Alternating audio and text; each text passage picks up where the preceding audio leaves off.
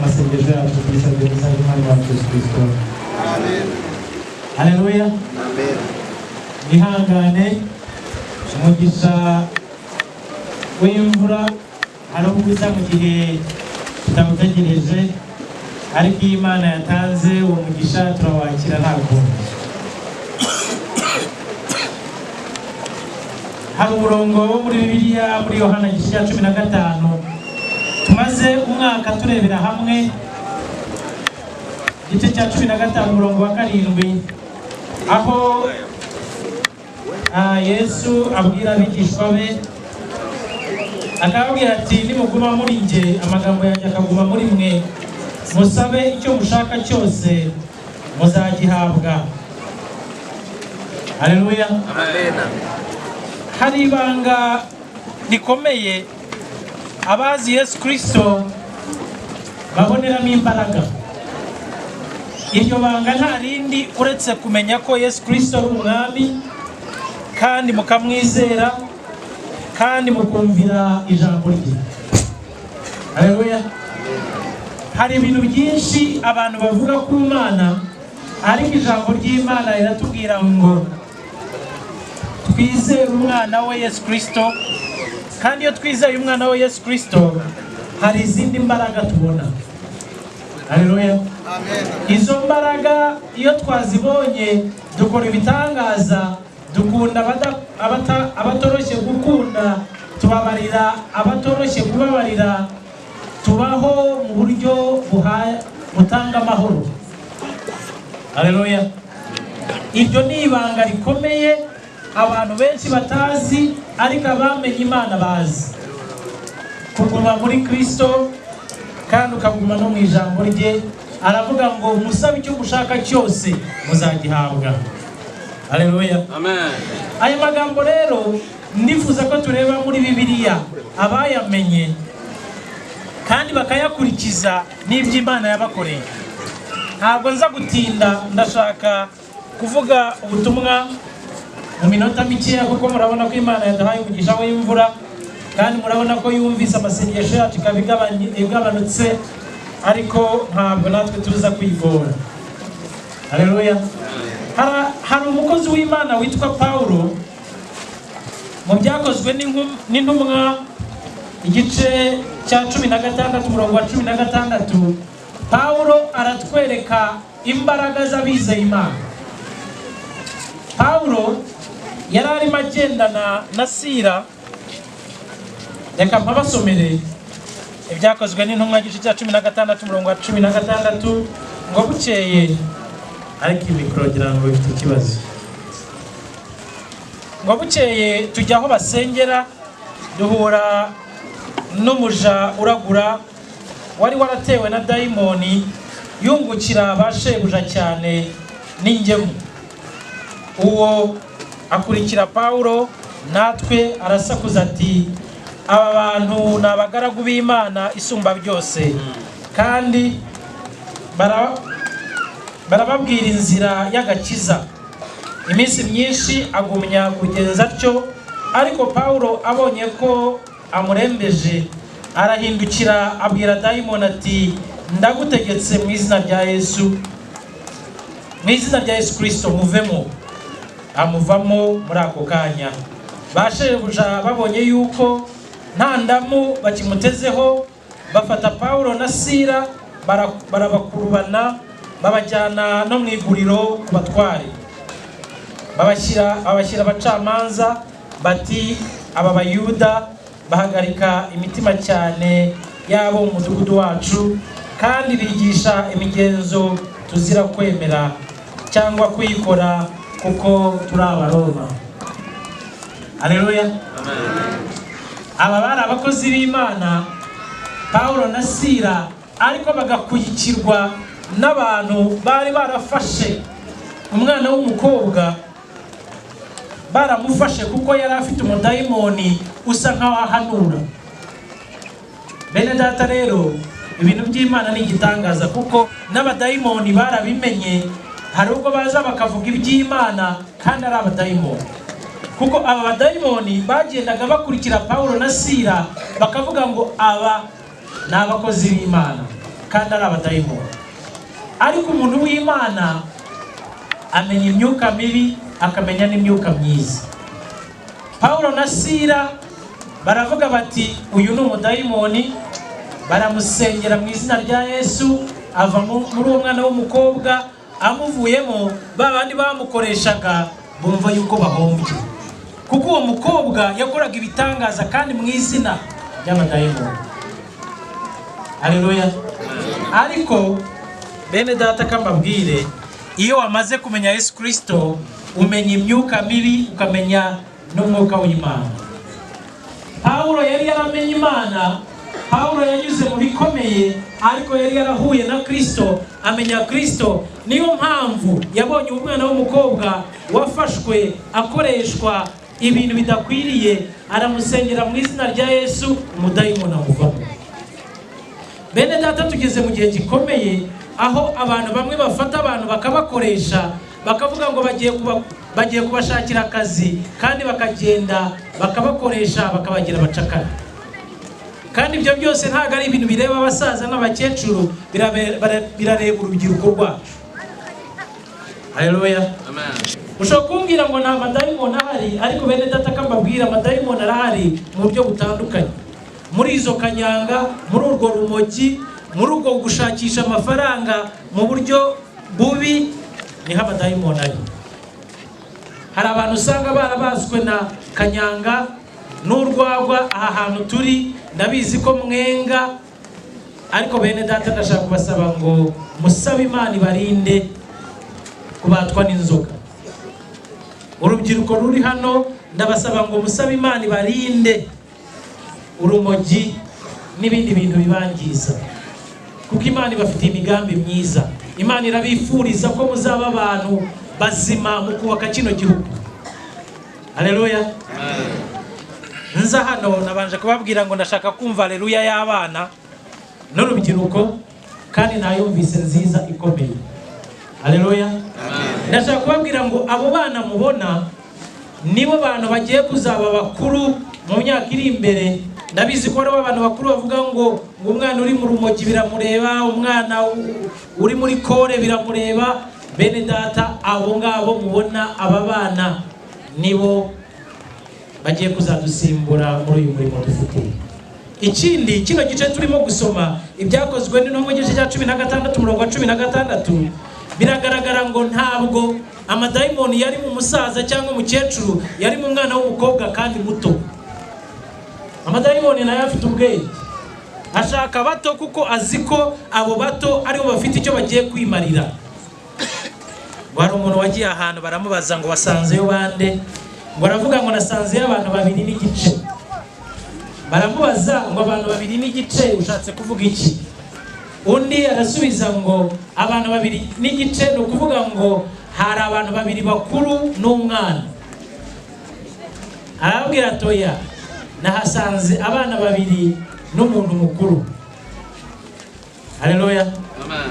Umwana avuga ko ari umuntu muzima wuzuye, ariko ngo umuntu mukuru avuga ko ari igice. Impamvu ngo yavuze ko ari igice nuko imyaka ye imwe yari yayimaze asigaranye igice. Haleluya. Abari hano sinzi imyaka musigaje, ariko abenshi ngira ngo dusigaranye igice. Ariko icyo gice tugiye kugikora dute kugira ngo dukorere Imana? Haleluya. Amen. Ndabizi iyo twavuze ku myaka abantu benshi bagira ubwoba, ariko nimukomere, Imana yarayiguhaye, kandi mu gihe gikwiriye tuzajya gutanga raporo. Nimukomere rero. Haleluya. Amen.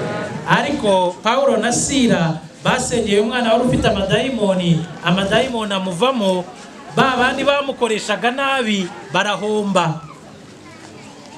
Haleluya. Amen. Bene data, amadayimoni aracyariho, ariko aradutera mu buryo butandukanye, kandi aratera abo dukunda, aratera abo tuvindimwe, aratera abaturanyi. Ni inshingano zacu kuvuga ubutumwa ahashoboka hose kugira ngo abantu bakizwe bamenye Kristo. Ijambo twatangiye dusoma riravuga ngo nimuguma muri nje, ijambo ryanjye rikaguma muri mwe, musabe icyo mushaka cyose muzagihabwa. Haleluya. nta muntu wamenye Imana ngo asenge Imana ngo yizere Imana ngo narangiza abure amahoro. Birashoboka ko wabura amafaranga, birashoboka ko wabura ubutunzi, ariko hari amahoro Imana iguha arenze ay'abantu bose bakwibwira. Haleluya.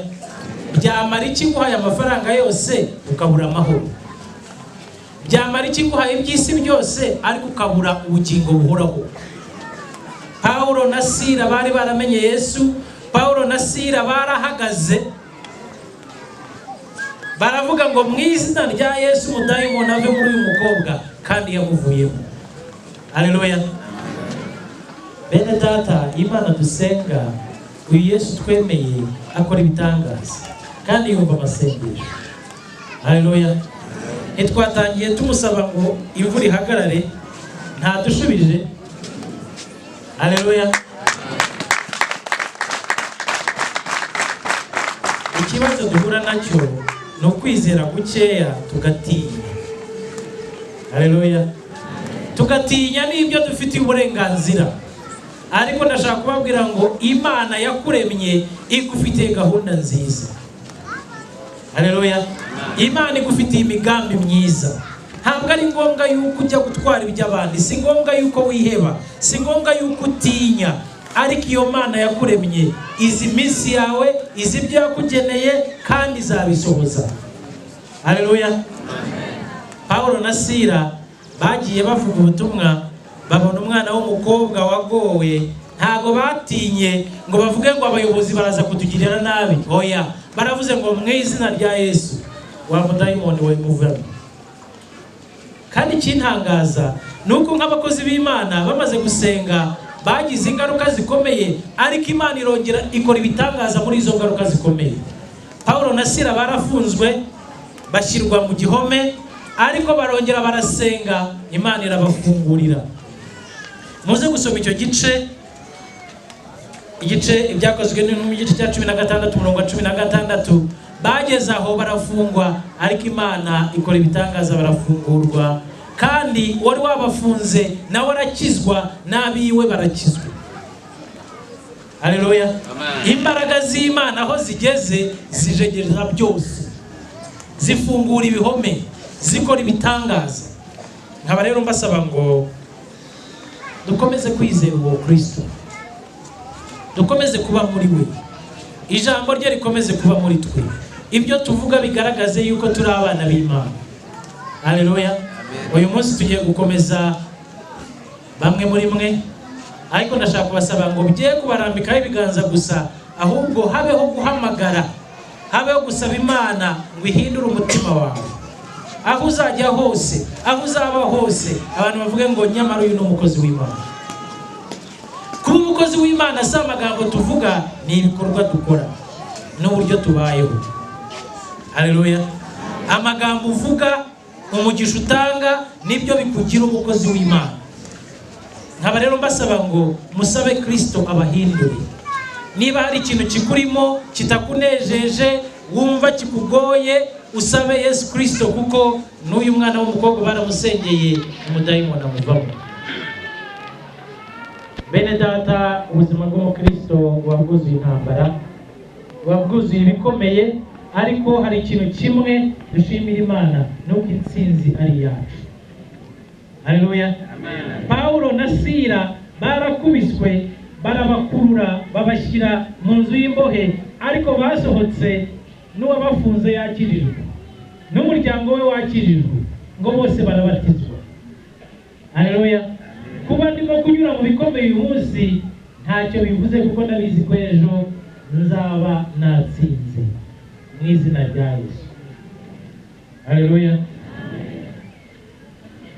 Ngo bamaze gufungurwa, umurongo wa 29, ngo atumiza itabaza, aturumbukira mu nzu ahinda umushyitsi, yikubita imbere ya Paulo na Sila, maze arabasohokana, arababaza ati, batware, nkwiriye gukora nte ngo nkire? Baramusubiza bati, izere umwami Yesu urakira ubwawe n'abo mu rugo rwawe nabo. Haleluya. nkaba rero nshaka gusoza muri abantu bakuru bari hano ngo iyo umuyobozi w'urugo, iyo umugabo n'umugore bakijijwe n'abana barakizwa. Haleluya. Ngo hari umugabo wari ufite ikibazo cy'inzoga, akagira n'umugore nawe w'umurwanyi utukana, urwana, iwabo hagahora intambara. Umugabo agakubita umugore, umugore agakubita abana, abana bagakubita imbwa n'amatungo bari bafite. Murumva ko urugo rutari bworohewe. Haleluya. Ngo ariko umunsi umugabo yakijijwe n'umugore arakizwa, n'abana bamenye agakiza, n'imbwa yagize amahoro, n'amatungo yagize amahoro. Haleluya. Muzi ko buriya imbwa yo mu rugo rudakijijwe n'amatungo byose byahuye n'ibibazo, birakubitwa, bigirirwa nabi. Ariko urugo ruzi Kristo rugira amahoro. Haleluya. Twugarijwe n'ibibazo byinshi bene data muri iki gihe. Hari inzoga z'inkorano, hari ibiyobyabwenge bitandukanye, hari abantu bifuza gukira badamukoreye ubukire, hari abantu b'abagizi ba nabi batandukanye. Ariko ndashaka kubabwira ngo igisubizo ni agakiza, kuko nta muntu wagize nabi ngo abyungukiremo kandi abirambemo. Ariko umuntu ufite agakiza, nubwo yagira ibyo abura, ariko abaho mu buryo buhesheje Imana icyubahiro. Haleluya. Nkaba mbasaba nk'abakristo ba diyoseze ya Shyira, nkaba mbasaba nk'abanyarwanda ngo dukomeze dukorere Imana, dukomeze dukundane, dukomeze dufatanye, kuko mu gufatanya niho hari imbaraga. Haleluya. Amen. Turimo tuza, nahuye n'abantu bafite ingobyi. Abagabo harya bari bangahe? Abagabo 4 bikoreye umuntu umwe. Haleluya. Njye mbona ari shikomeye. Umuntu umwe ateruwe n'abagabo 4. Bivuze iki? Bivuze ngo hari aho uzagera ugacika intege ukadukenera. Kubw'iyo mpamvu rero ca bugufi, kuko uzadukenera kandi natwe turagukeneye. Haleluya. Amen. Niyo mpamvu rero Yesu Kristo yaje aradupfira kugira ngo tumenye, tumwizere kandi dukore bihesheje Imana icyubahiro. Uyu munsi ndabasaba ngo niba utarakira agakiza, uze guhaguruka tugusengere Imana hasigaye ikora ibyaha. Haleluya. Kuko ijambo ry'Imana yatubwira ngo niba hari ikintu kigoye mu buzima, ni umutima w'umuntu.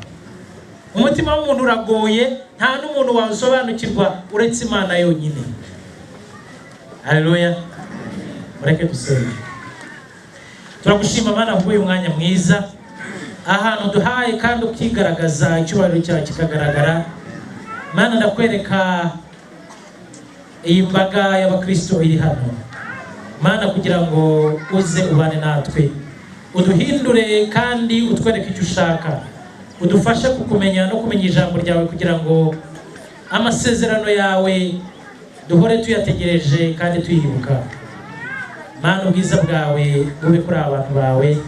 Mana, imbaraga zawe abarizo tuyobora, tubisabye mu izina ry'Umwami wacu Yesu Kristo. Amen. Imana ibane nawe.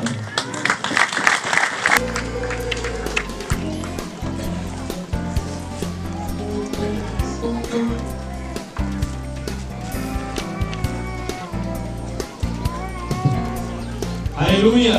Amen. Haleluya. Amen. Yesu ashimwe. Indirimbo y'abantu y'umunani igice kimwe ikitabirika tekereza aya magambo y'umugisha wo kwakira uririmbe indirimbo y'umunani igice cya mbere n'icya kabiri, ariko twisuzuma dutekereza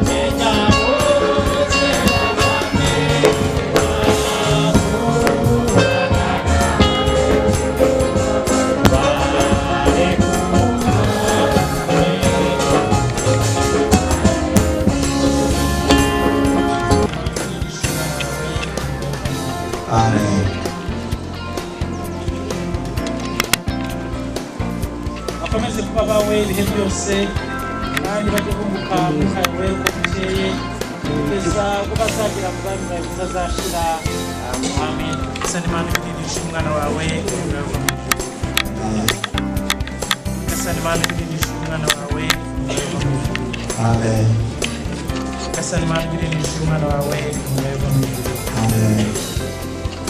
Asa n'Imana ibidindisha umwana wawe. Amen. Asa n'Imana ibidindisha umwana wawe.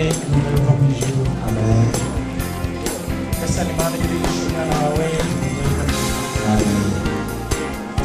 Asa n'Imana ibidindisha umwana wawe. Asa n'Imana ibidindisha umwana wawe. Amen. Asa n'Imana